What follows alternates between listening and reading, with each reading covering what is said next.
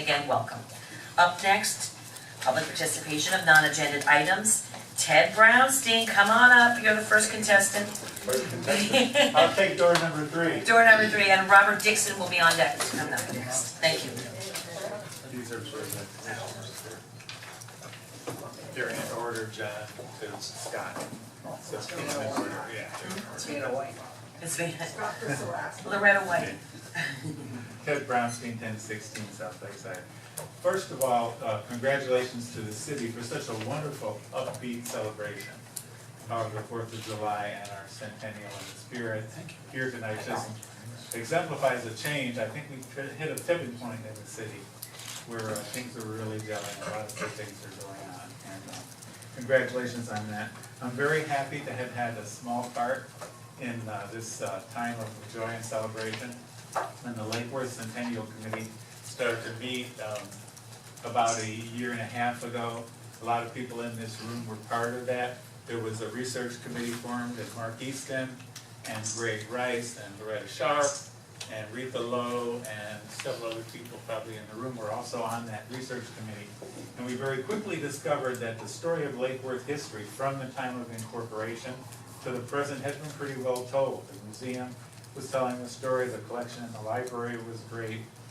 Several books had been written. The Lake Worth Herald has wonderful archives and so forth from 1912, 1913 forward. The missing piece in that history was what happened before that. Was before the Palm Beach Farms Company came, bought up the land and platted the city and started selling lots. What was going on here? And we had heard the names of Fannie and Samuel James as ex-slaves who were the first settlers, and she was the first postmistress in the area. But if there's a post office, there has to be somebody else here. And we had not another name or any information on the community of homesteaders and farmers that lived along the western shore of Lake Worth here. And so started digging in, spent a lot of time in the city clerk's office, and they were very, very helpful. The museum librarian Vicki also opened the doors and was very, very helpful. And also, I ran out of time before I got started. So, Extend this time. Do we have agreement? Sure. Thank you. You get an exception. Okay. I'm going to try to be quick because I could talk for an hour. There's so much excitement here. We'll cut you But off and say, anyway, yeah. read the book. The book, The Pioneers of Jewel, tells the story from 1885 when the first settlers, homesteaders, arrived till the time of incorporation. It's groundbreaking research that's possible nowadays because of the internet, because of digitized information at the National Archives and the Postal Service and so forth. None of this information has been available to the general public or anybody, even to serious historians until now. Everybody that has read this, even the curator of the Palm Beach Historical Society, is just flabbergasted by all the things that we found. So we could talk literally for hours on this, but I want to thank the city for their support, and especially the city manager. The city is going to distribute the books. They're going to be available here at the City Hall and other places, and we're going to, of course, visit the neighborhood associations and various service clubs and so forth, and really spread the word on Lake Worth's rich history. We have a diverse, ethnically, culturally diverse heritage. It's really part of what Lake Worth is today that goes back to our very roots, and we have every reason to celebrate that. So thank you one and all, and happy birthday. Thank you. Thank you. I feel bad, we should have put him as a presentation. Maybe next time, can you come back and give a longer presentation? Wonderful. Robert Dixon, followed by Charlotte Taylor.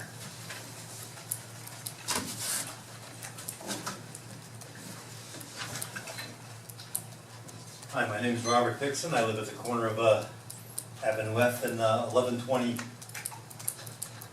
12th Street South. I wanted to bring it to the council's attention. I've already brought it to the police officer's attention. Captain Silva, Officer Murray, they reassured me that Officer Cardenas is out there doing undercover. On my 15-minute walk here from there, between 5:30 and 6 o'clock, I'm a little bit worried.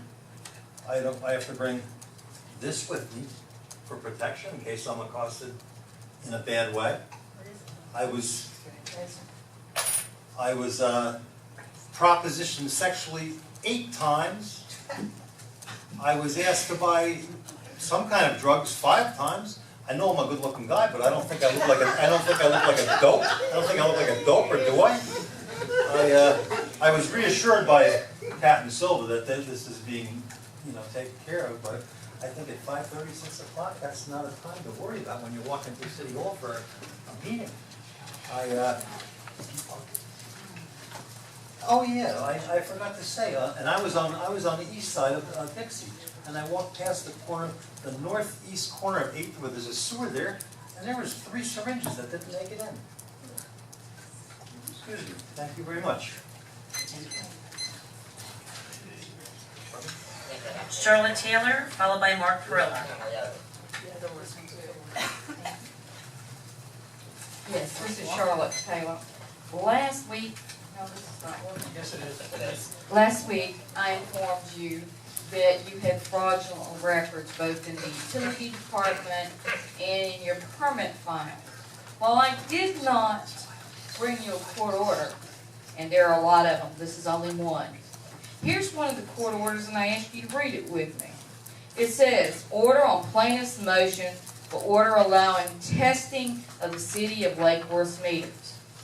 And it goes on, gives a date, it says, for the order allowing testing is denied. The city has stipulated that the plaintiff will not be billed for electricity for the time period there were electric readings prior to the installation of the new meter in December of 2006. You have each provided a copy of this. To date, you haven't complied with this court order or the others, and y'all admitted that the meter didn't work. Now I find, while we're doing the federal lawsuit and some of the other lawsuits that are still pending, including this one, that you've now marked the utility company as tampering with the electric and the permit company. That's not what you told the judge, and y'all haven't complied with this. There are others that also prove that the records in your utility department and in your permit files are fraudulent. So I suggest you start looking for the people that fix these records and do other things. There's a laundry list of stuff. I'm not telling you because we got litigation going on. But I'm telling you, here's the order, read it. It's on file, you can go pull it, you've got attorneys. With regards to my statements to Glenn, the Bar Association Rule 4-1.12, former judges or arbitrators, mediators, or third-party neutrals are prohibited from participating unless I agree. I don't agree. Get another attorney. Thank you, Ms. Taylor. You're welcome. Mark Perilla, followed by Mary Lindsay.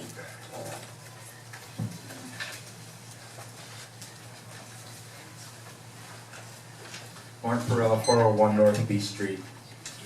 And I'm going to try and do this without crying. I'm sorry. And if I do, You make me cry, you're going down. if I do, it is so, it is tears of joy, and they're well worth it. This morning I went and escorted the 3 students from For the Children with the 3 scholarships, one of which you, Mayor, and 4 commissioners provided. And what was overwhelming to see this morning, and I'm not criticizing this, I think it's great, but there wasn't really a reflection of the diversity of our community. And thanks to these 3 scholarships, there are 2 Mexican children and 1 Haitian child who, their faces today lit up brighter than the sun. And I just felt so humbled, and they were so grateful. And I called them to come thank you in person, and they said they were too tired. They were put through quite a bit today.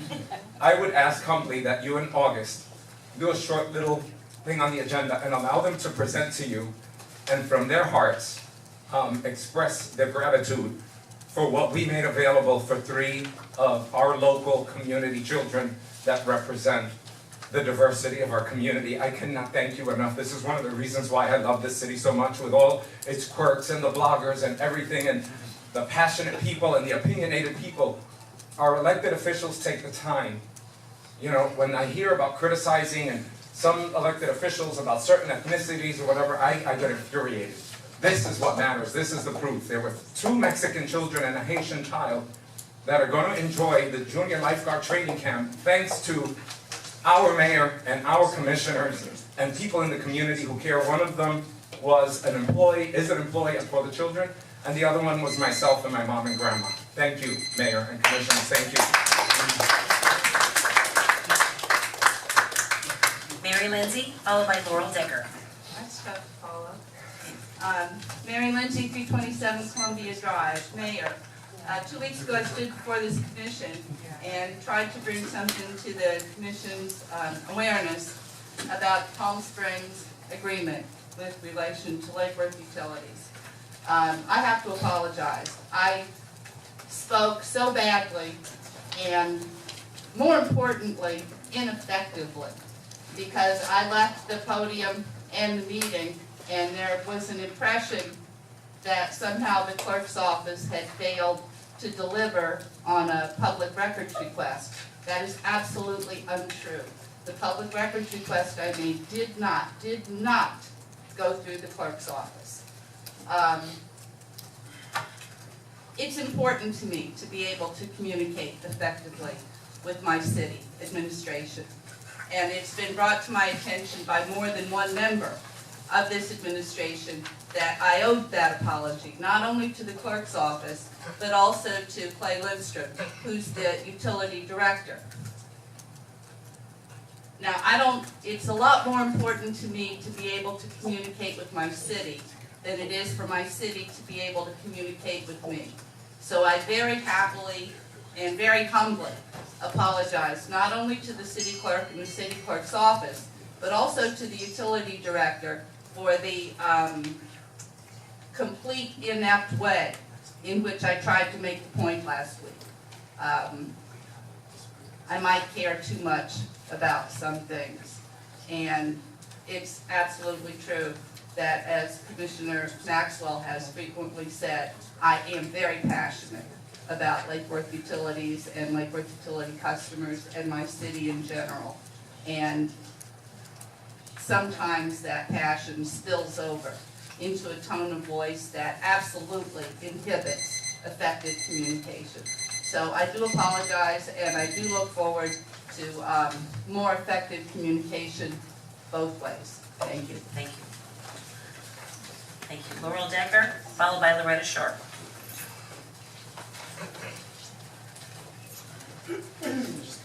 Lori Decker, North D Street.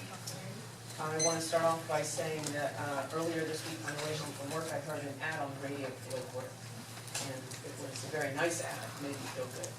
So it was for the 4th of July, for the beach. So that was nice. And now I'm going to be a little bit of a dark cloud. I don't think that Robert's neighborhood and my neighborhood are experiencing the same sort of tipping point that Ted's neighborhood is experiencing. I'm going to speak about my unhappiness with the level of crime in my neighborhood. I think that it's escalated. The burglaries and drug dealing, especially, I'm being directly affected by. And my personal experience has been that I was robbed when I was out of town earlier this year. An officer came in response and swabbed for DNA, but declined to take a sample from me as a standard. I was told by another officer that without a sample from me, the DNA wouldn't be tested. So that was a waste of time, and if he collected any, they're not going to be able to use it. I was unhappy about that.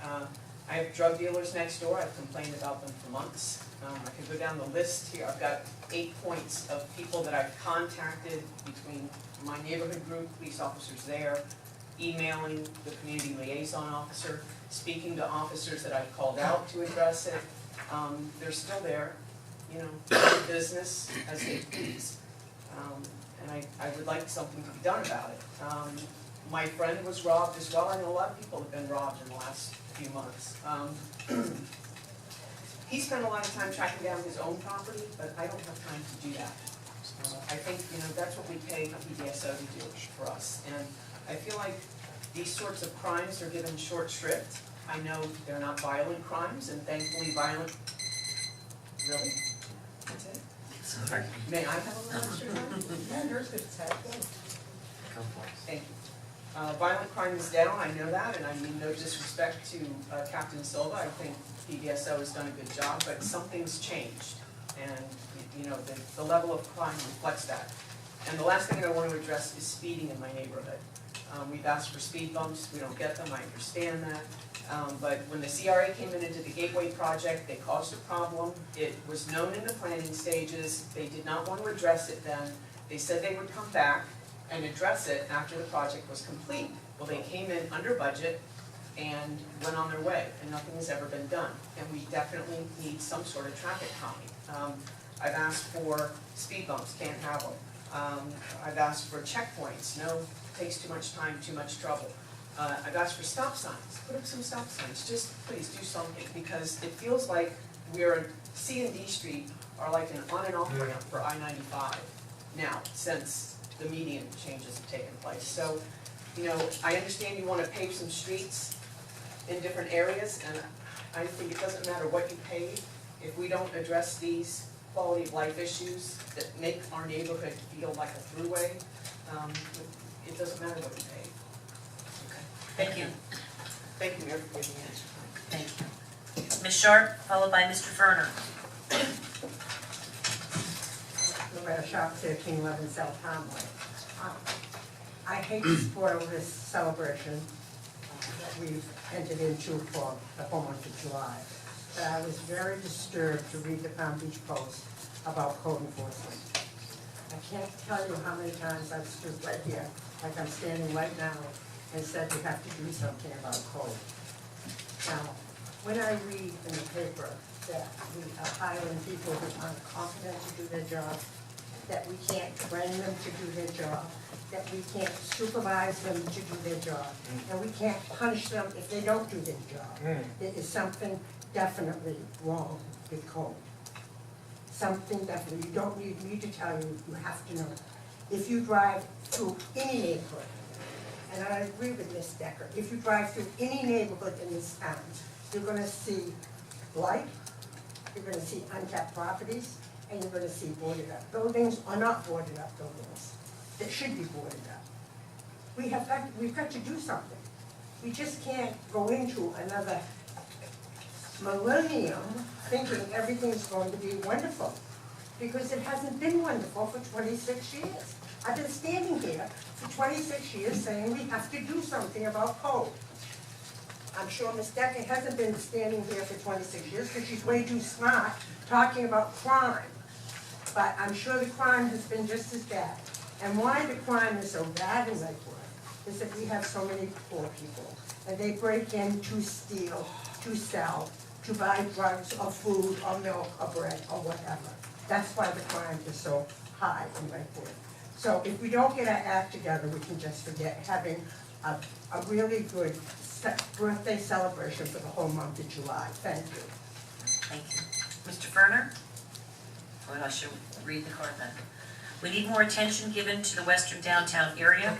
There's too much blight, crime, recent shooting, lack of codes, drug dealers, prostitutes, corner of Lucerne and North D, I believe it says. We need more police presence, not just decoy cars.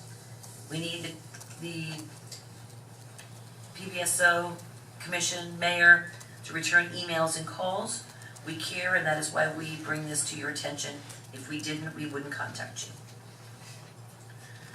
Monty Watson? Is there a Monty Watson? Okay. Greg Rice, followed by TJ McCann.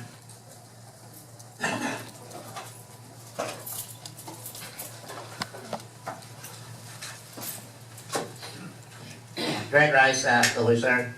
I want to echo Mr. Maxwell's sentiments about how nice the city hall looks, the downtown looks, the chamber looks with the bows and ribbons, walking in the building here, and seeing the historical documents hanging on the walls at it. Great idea. I don't know where those have been, but I'm glad to see we have those displayed for those of us that appreciate the history and look forward to the future. I would like to, on that note though, suggest that maybe we have those things digitized and all the other important old documents that are housed in this building that's probably not the most fireproof building in the world, and store those off-site, so if, God forbid, we were to lose them, we could reproduce them in the same look, not the same document, but if that's not that expensive anymore, we should certainly look into that. And I should say that I'm glad that the city is following the Lucern's lead that we started a few years ago by putting the bunting up and off for the 4th of July. I hope we can do it again on Veterans Day when we have our parade. I think we certainly owe that to those folks too. Yes. So I look forward to this weekend. Thank you, Betty Resch, and everybody else that's worked so hard making our centennial celebration the event that it has turned out to be, and it will be, I'm sure, for the weekend. And thanks to all the volunteers, and let's hope Steve Weigel or the folks at the weather Department of Weather could give us some good weather so we can end up this celebration on a high note. Thank you, guys.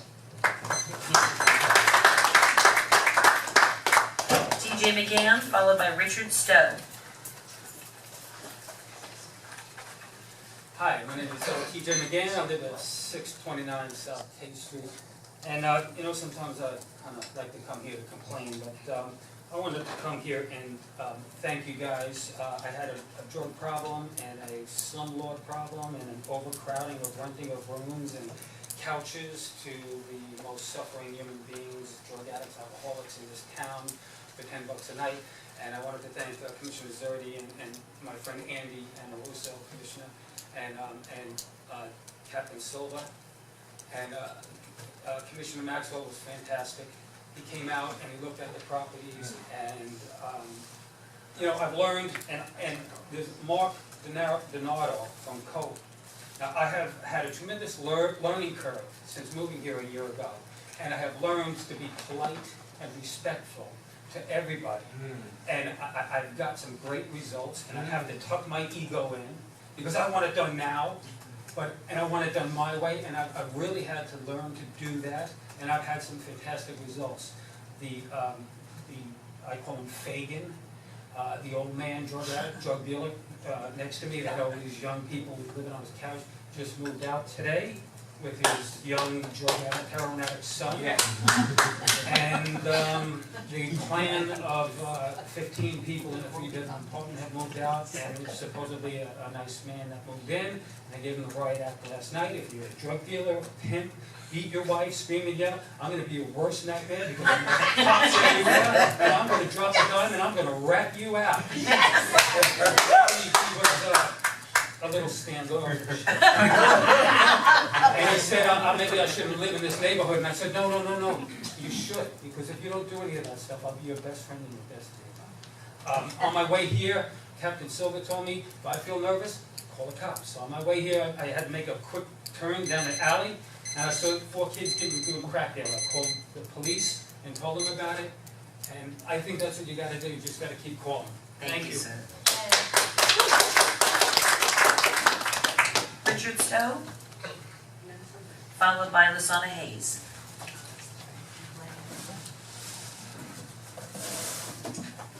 I'm Richard Stowe, 414 North Federal Highway. I request an additional amount of time if I go over, just in advance. But first I wanted to second the happy birthday that was earlier given by one of the, in the public presentation for Nicholas Centennial. I'm proud and pleased to be here during that celebration. I want to share some facts with you. Number one, the level of crime currently taking place in Wentworth is unacceptable. It's driven by drugs and alcohol and personal issues. Two, between 10:30 and 5 a.m. on the evening of Friday, June 7th and Saturday, June 8th, a burglar broke into my house while I was asleep and walked out of my house with my 3 most valuable possessions: a MacBook Air, a custom handmade bicycle, my sole means of personal transportation, and an iPhone 5. This contained like 10 years of data, photos, videos, just irreplaceable information. All my contacts, all is too strong for it. many of my contacts on my iPhone 5. And, you know, no way to really communicate with the public. I woke up at 5 a.m. and, of course, my first reaction was to report to the sheriffs what had occurred. Fortunately, a neighbor that I didn't know went out for an errand, came back. I was just on the street behind my house on O Street and approached her as she went into her house, and she called 911 at 5:30. At 6:40, the sheriff came to Should we the ask report. a continuation, I can finish this. Yes. Just within a moderate amount of time, so.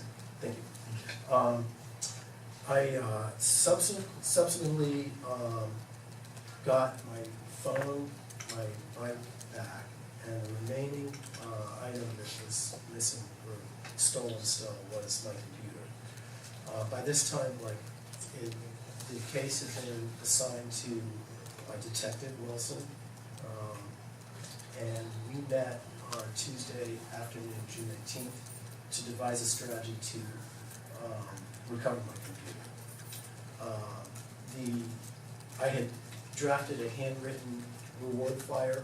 She reviewed the language and made some suggestions, and then informed me that she was going to go out to, the computer had pinged outside of the city of Lake Worth in Palm Beach Villas, from just south of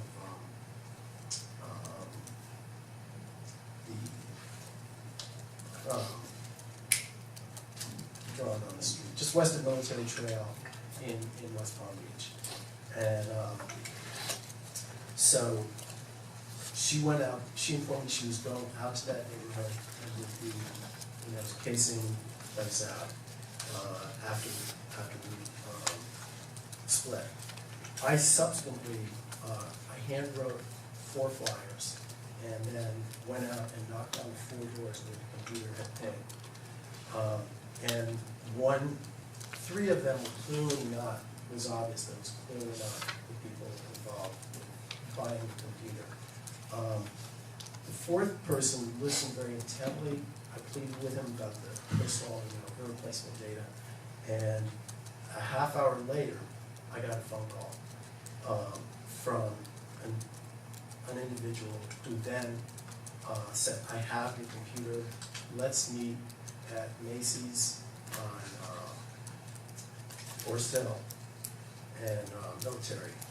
And I said, well, at that point I was in a meeting. I said, I can't do that right now.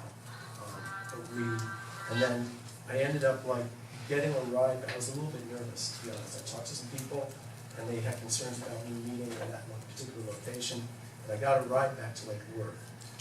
And he called again while I was in the car and suggested that he was driving up toward where the meeting was taking place. And I said, I could not, it was not in my control.